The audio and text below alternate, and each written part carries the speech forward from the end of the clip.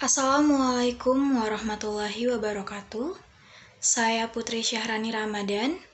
Di sini saya akan mempresentasikan materi ekonomi syariah dengan judul Makroekonomi Islam. Materi pembahasan saya: 1. Ekonomi Islam menurut para ahli. 2. Falsafah dasar ekonomi Islam. 3. Konsep dasar ekonomi makro Islam. 4. Kegiatan ekonomi makro Islami. Pengertian: ilmu ekonomi makro adalah cabang dari ilmu ekonomi yang membahas permasalahan kebijaksanaan makro, yakni berupa pengelolaan dan pengendalian umum perekonomian secara nasional, sehingga bisa tumbuh secara seimbang dan terhindar dari keadaan-keadaan yang mengganggu keseimbangan tersebut. 1. Ekonomi Islam menurut para ahli. Ekonomi Islam menurut para ahli, yang pertama M. Akram Khan. Menurut Akram, ilmu ekonomi makro Islam bertujuan untuk melakukan kajian tentang kebahagiaan hidup manusia yang dicapai dengan mengorganisasikan sumber daya alam atas dasar bekerja sama dan partisipasi. Yang kedua, menurut Muhammad Abdul Manan, ilmu ekonomi makro Islam adalah ilmu pengetahuan sosial yang mempelajari masalah-masalah ekonomi masyarakat yang diilhami oleh nilai-nilai Islam. Yang ketiga, menurut M. Umar Chapra. Menurut Chapra, ekonomi makro Islam adalah sebuah pengetahuan yang membantu upaya realisasi kebahagiaan manusia melalui alokasi dan distribusi sumber daya yang terbatas yang berada dalam koridor yang mengacu pada pengajaran Islam tanpa memberikan kebebasan individu, tanpa perilaku makroekonomi yang berkesinambungan, dan tanpa ketidakseimbangan lingkungan. Kedua, falsafah dasar ekonomi Islam. Berikut ini adalah gambaran falsafah dasar ekonomi Islam.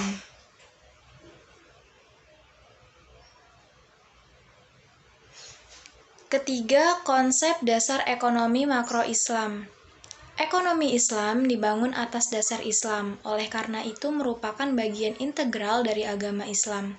Ekonomi Islam mengikuti agama Islam dalam berbagai aspek, dan merupakan perwujudan perilaku ekonomi berdasarkan ajaran Islam yang meliputi cara memandang masalah ekonomi, menganalisis, dan mengusulkan alternatif pemecahan berbagai masalah ekonomi. Ruang lingkup ekonomi Islam meliputi sejarahnya, fikih muamalah, sistem sosial, aturan dasar seperti zakat, infak, wakaf, larangan maisir, gharar, dan riba. Termasuk aspek ekonomi makro, peraturan pemerintah atau pengatur dalam perkembangannya, serta sistemnya, pencatatan akuntansi yang harus digunakan. Ekonomi makro Islam adalah ilmu yang membahas permasalahan kebijakan ekonomi secara makro, berupa pengelolaan dan pengendalian sesuai dengan ajaran Islam. Perspektif ekonomi Islam. Dalam membahas perspektif ekonomi Islam, ada satu titik awal yang benar-benar harus kita perhatikan, yaitu ekonomi dalam Islam itu sesungguhnya bermuara kepada akidah Islam yang bersumber dari syariatnya, yaitu Al-Quran Al-Karim dan As-Sunnah Nabawiyah. 4. Kegiatan ekonomi makro Islami. Kegiatan ekonomi makro: 1. Rumah tangga, 2. Produsen, 3. Pemerintah, 4. Lembaga-lembaga keuangan, yang kelima negara-negara lain. Kegiatan ekonomi makro yang perlu diperhatikan dalam perspektif Islam. 1. Kegiatan kelompok rumah tangga atau household.